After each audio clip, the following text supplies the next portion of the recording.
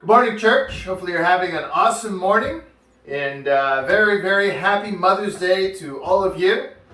I know, there's, of course, Father's Day, but to me, Mother's Day is the most important day, as I think we all not only love our moms, but appreciate so much what our moms did for us growing up. That being said, today we're going to be doing a Bible study in the book of Exodus, and we're actually going to be setting out not one mom, but two moms. But before we get into the text or the lesson, let's go to God in a word of prayer. Let's pray. Father God, I pray right now that you would help us to focus, God, on your word. I know that for many of us, God, we have plans later today to spend time with our moms and our wives. And Father, I pray so much that you would help us to just use this time, God, to focus our hearts and our minds on your word, on the scriptures, God, and what you want from us today. Father, be with us. In Jesus' name I pray. Amen. Exodus chapter 2. And while you're turning there, just to kind of give you a little bit of a background.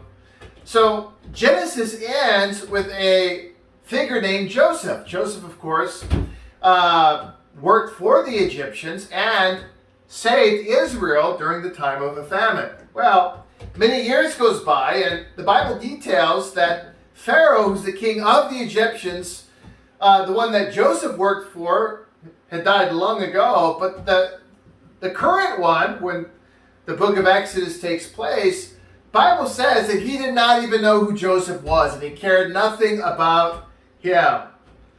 But what he did care about is the Israelite nation had become so fruitful physically that they were just growing and populating the planet. So what happens is he realizes, wow, if they get strong, they might overtake us. We've got to hold them down. They begin to oppress them. They enslaved them, and it got so bad, he finally decided that they were going to kill every male Israelite child on a go-forward basis. So that's sort of where chapter 2 begins. And we're going to get into it now in verse 1. The Bible says, "Now a man of the tribe of Levi married a Levite woman, and she became pregnant and gave birth to a son. When he saw that she was a fine child, she hid him for 3 months. But when she could hide him no longer, she got a papyrus basket for him and coated it with tar and pitch. Then she placed the child in it, put it among the reeds along the bank of the Nile. His sister stood at a distance to see what would happen to him. Then Pharaoh's daughter went down to the Nile to bathe, and her attendants were walking along the riverbank. They saw the basket among the reeds and sent her female slaves to get it. She opened it and saw a baby. He was crying, and she felt sorry for him. 'This is one of the Hebrew babies,' she said. Then his sister asked Pharaoh's daughter, 'Shall I go and get one of the Hebrew women and nurse the baby for you?' 'Yes, go,' she answered. So the girl went and got the baby's mother. Pharaoh's daughter said to her, 'Take this baby and nurse him for me, and I will pay you.' So the woman took the baby and nursed him. When the child grew older, she took him to Pharaoh's daughter, and he became her son. She named him Moses, saying, 'I drew him out of the water.' One day after Moses had grown up, he went out where his own people were, and watching them doing their hard labor. He saw an Egyptian beating a Hebrew, one of his own people. Looking this way, and seeing no one, he killed the Egyptian and hid him in the sand. The next day he went out and saw 2 Hebrews fighting. He asked the one in the wrong, 'Why are you hitting your fellow Hebrew?' The man said, 'Who made you ruler and judge over us? Are you thinking of killing me as you killed the Egyptian?' Then Moses was afraid and thought, 'What I did must have become known.' When Pharaoh heard about this, he tried to kill Moses, but Moses fled from Pharaoh and went to live in Midian, where he sat by a well." You know, what an incredible story. The Bible says, and it's pretty crazy to even think about being in a situation where the only option available to you to save your child's life was to float the child in a raft down a river. I mean, could you imagine how hard that must have been? And yet, we see that God was working in it. Well, I think what's amazing here is that Pharaoh sees the baby, feels sorry for it, and she actually was supposed to kill it, according to her father, but she decides to save it. Then she goes and gets the mother of Moses, brings her back into his life, and has her nurse the baby. So, kind of cool here. We understand that Moses, in a very real way, had not one mom, but two moms. He had his physical mom, and then he had Pharaoh's daughter, who the Bible says went after and raised Moses. I thought today the appropriate title would be A Tale of Two Moms. Point number one, both loved Moses.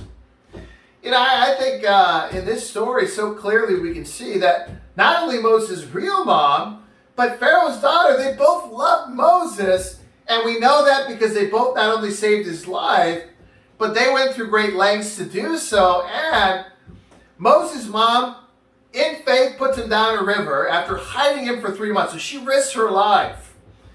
Puts him down a river, prays to God, I would suppose. And of course, Moses survives when he sees Pharaoh's daughter, who sees the child, has mercy on it. But then we know that she loved Moses, because not only did she save his life, but she takes into her life a child that was not only not her own child, it was not even her own ethnicity or nationality. I think that not only do we see two moms here, but I think that every one of us is a mom as well. Now you might be going, well, what do you mean by that? We understand that as Christians, we are to counsel one another. In 1 Thessalonians 2, Paul brings up, he says that I was like a father to you and like a mother to you. Any good discipler will have both qualities of man, father, and of course, a mother. And so as we study this out, maybe you are a mom, maybe you're not a mom, but this is not for moms today. This is for all of us, as we all need to become more mother-like. And very clearly, the first thing here, the lesson to learn, is that we have to love our children. In 1 Corinthians 3, the idea of love that we read about is so different than the love we hear in the world. Go again at 1 Corinthians chapter 13, and we're going to read a very famous text. Of course, if you've gotten married, then you had this read during your wedding. The Bible says, 1 Corinthians 13, verse 1. He says, and yet I will show you the most excellent way. If I speak in the tongues of men or of angels, but do not have love, I am only a resounding gong or a clanging cymbal. If I have the gift of prophecy, can fathom all mysteries and all knowledge, and if I have a faith that can move mountains, but do not have love, I am nothing. If I give all I possess to the poor, and give over my body to hardship that I may boast, but do not have love, I gain nothing. Love is patient. Love is kind. It does not envy. It does not boast. It is not proud. It is not dishonor. It does not dishonor others. It is not self-seeking. It is not easily angered. It keeps no record of wrongs. Love does not delight in evil, but rejoices with the truth. It always protects, always trusts, always hopes, always perseveres. Love never fails. I think right here, Paul is describing what it's like to be someone that is very gifted, but has no love. He says you are only like a resounding gong or a clanging cymbal. Of course, when I think of that, I always think about nails on a chalkboard. And I think as parents, we have a lot to teach our children. And I think sometimes one of the things that moms can do, which can be difficult, is that sometimes moms can nag a little bit. We all know that. But when a mom is always nagging, it's because she's upset, she's mad, she's angry. And at times, we have to do biblical love to make sure our children feel love, even throughout discipline and, of course, the teaching that they all need. We don't want to be a resounding gong or a clanging cymbal. And when we parent without love, that's exactly how our children hear us. When we disciple without love, that's exactly what the people in our lives feel. And the Bible says here that it is ineffective at the end and it does not gain anything. There are 4 different parenting styles. And of course, 4 different teaching styles, and they're both the same because a parent is, for the most part, a teacher. And very interesting, the first is what's called authoritarian. This is someone that is very disciplined. Maybe even has rules put in place and enforces them to the T. But an authoritarian teacher or parent does not have any love. They're hardline with no love. The second is what's called authoritative.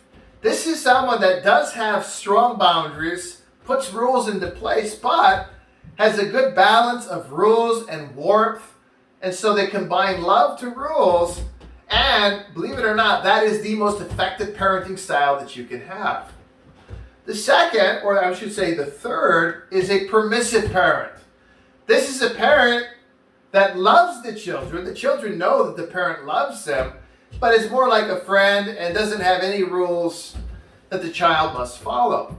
Of course, the fourth, which is just as bad as an authoritarian, is someone that's uninvolved. They're not in the child's life. So, kind of interesting, they say the 2 most damaging parenting styles is an authoritarian, someone that's all rules and no love, and on the bottom, someone that is uninvolved. They're not in the child's life. Why? Well, if you've noticed, even though the permissive parent is way off in their parenting style, they still show love to the child. Same is true for the authoritative, which we should all aim to be. So, I really want to encourage you today that we need to be people that strive to follow this passage. Love is patient. Love is kind. It does not envy. It does not boast. These are not feelings. Love is a decision you make on a daily basis, often in the opposite of how you feel. What do I mean by that? Well, when you need to be patient, or when you need your patience, is when you don't feel like being patient. When you need kindness, it's when you feel like being unkind. And so, love is something that's not felt.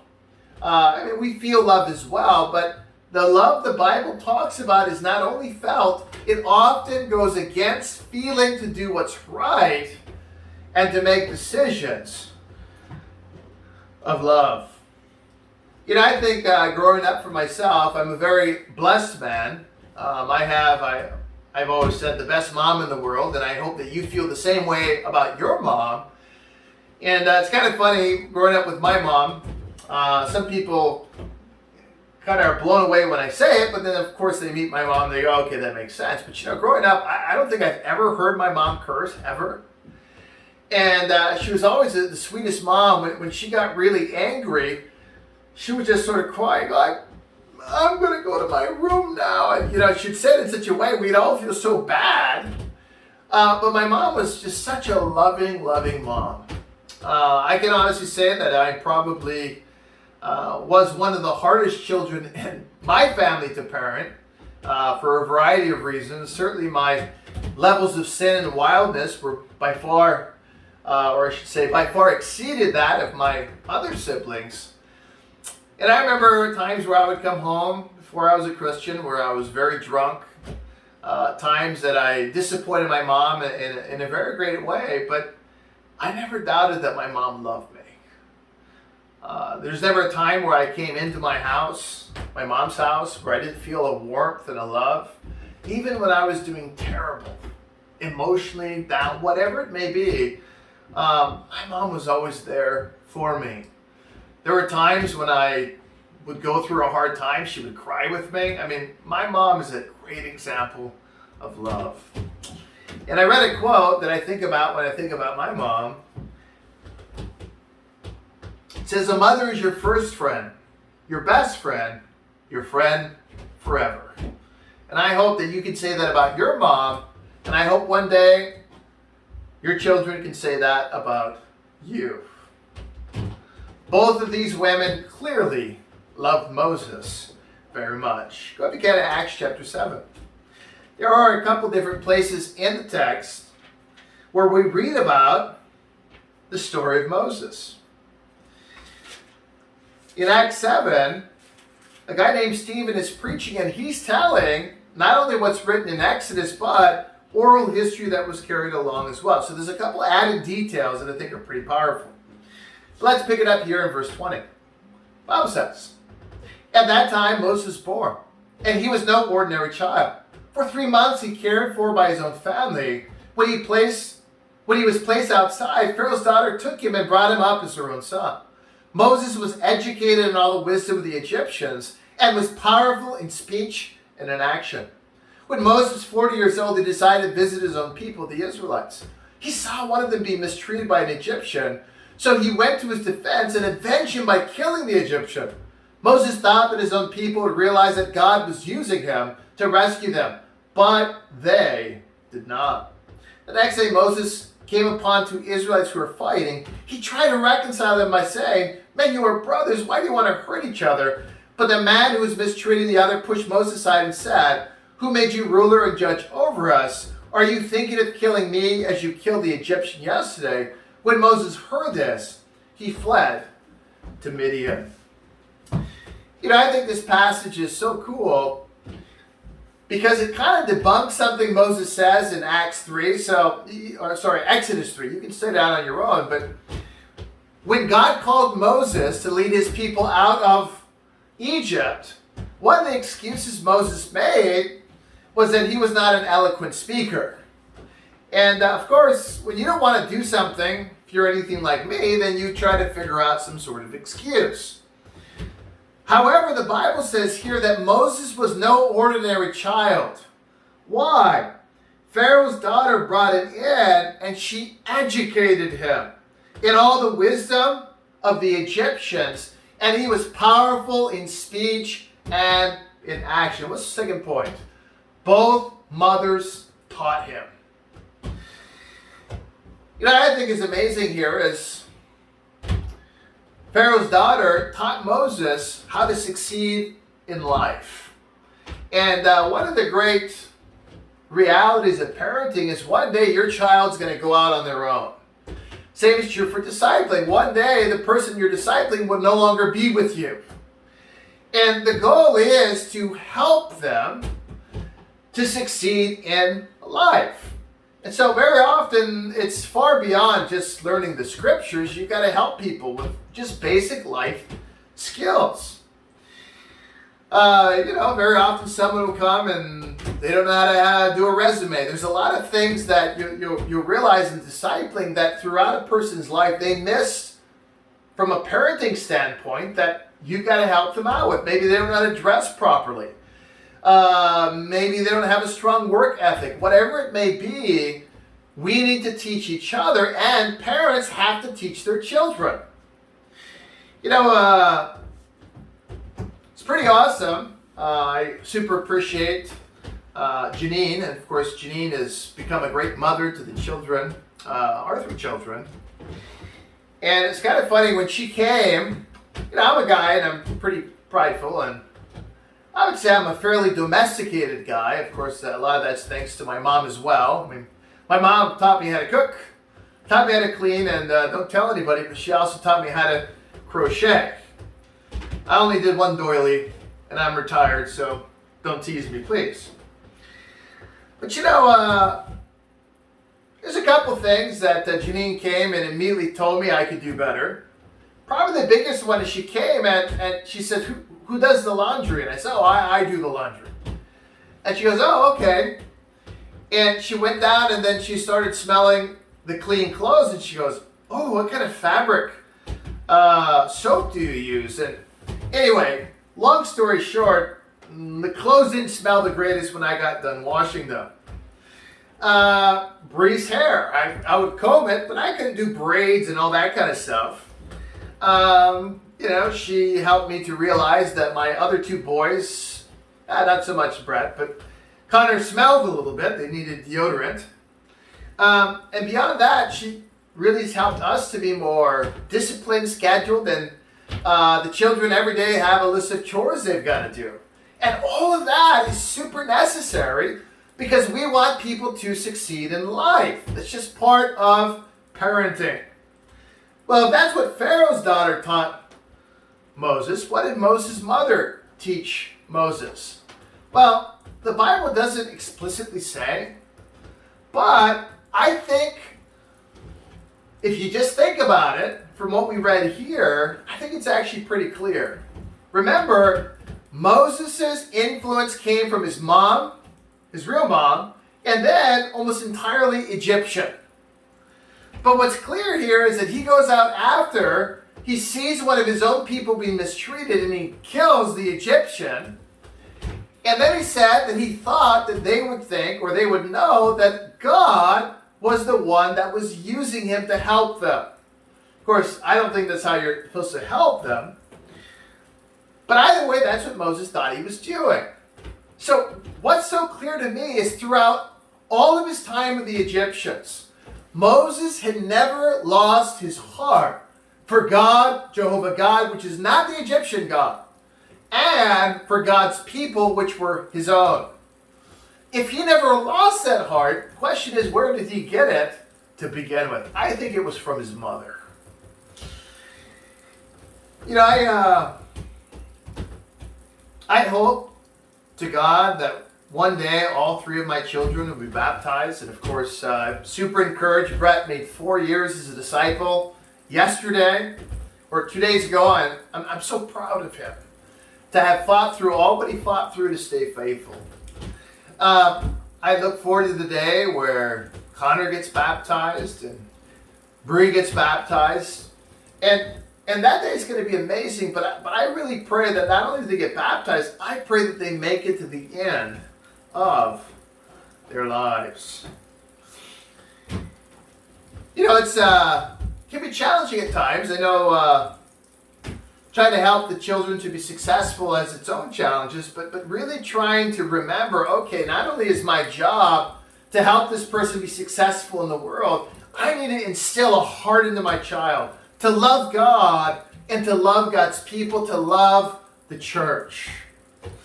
And you know, it's kind of cool. Every Saturday, usually we have a D time or two, and Connor and Bree get so excited. Who's coming over?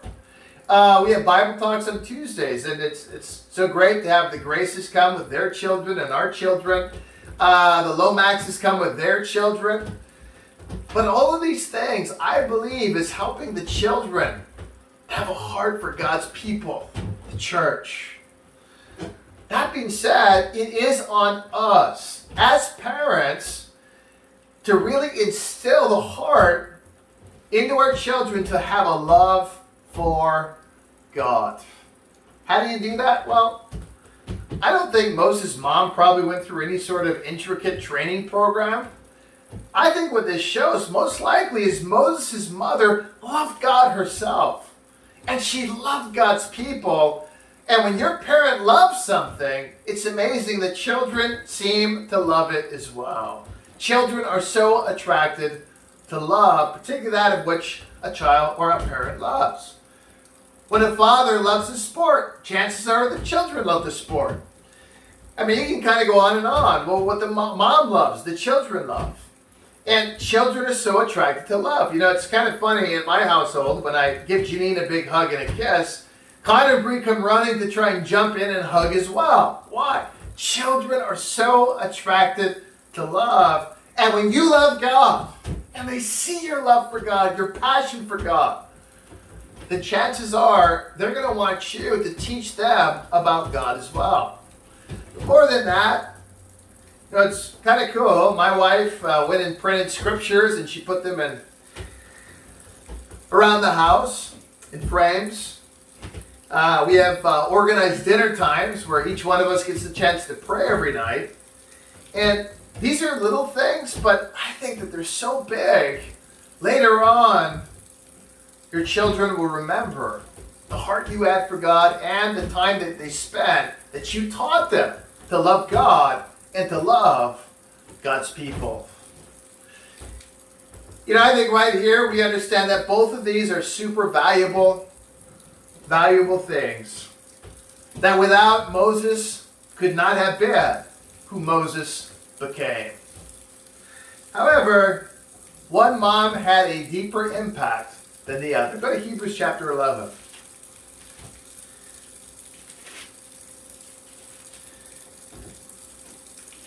Hebrews 11 and verse 23. The Bible says, by faith, Moses' parents hid him for 3 months after she was born, because they saw he was no ordinary child, and they were not afraid of the king's edict.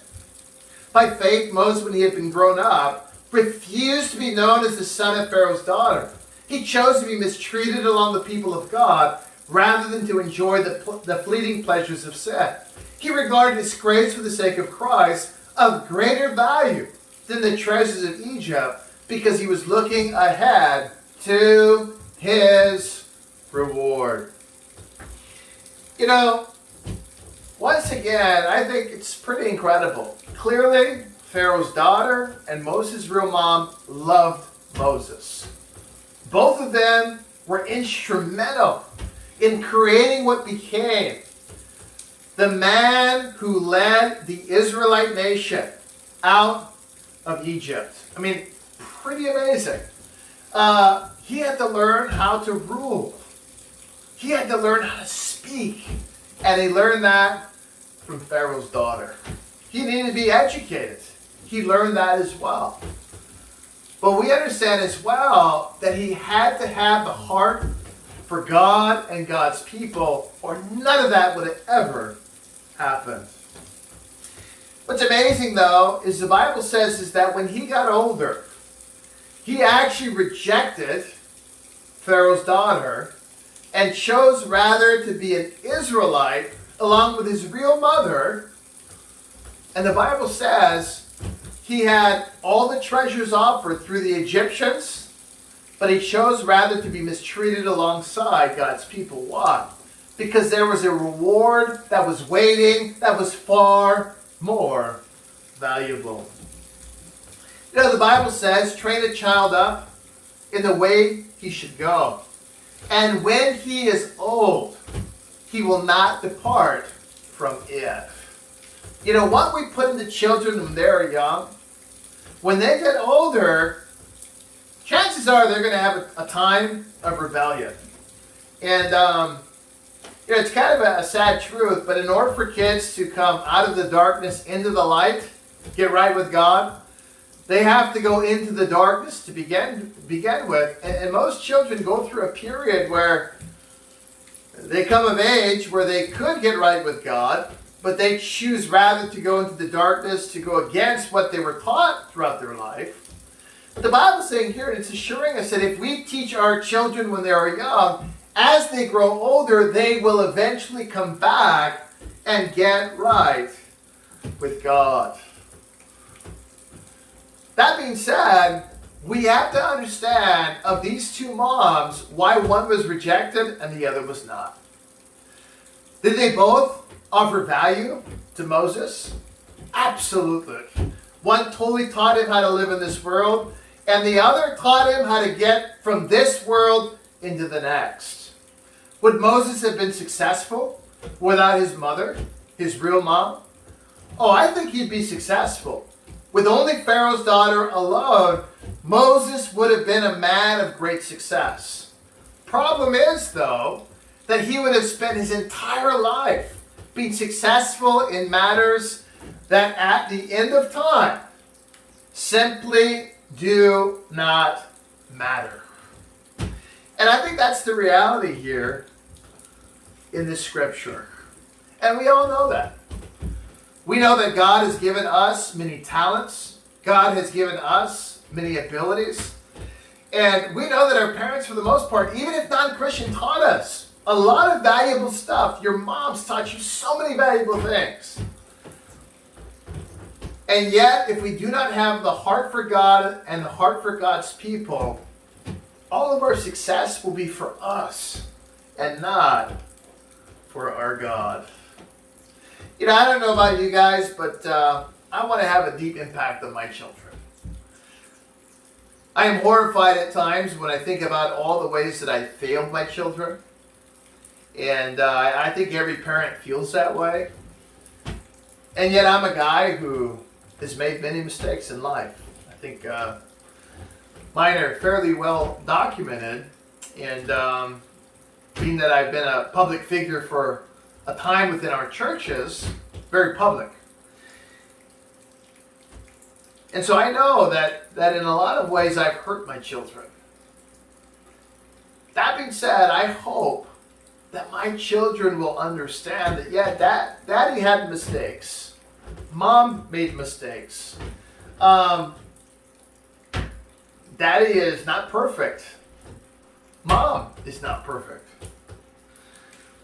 But I hope that they understand that their dad loved God and their dad loved God's people. I think when you have that heart, your children will get it as well.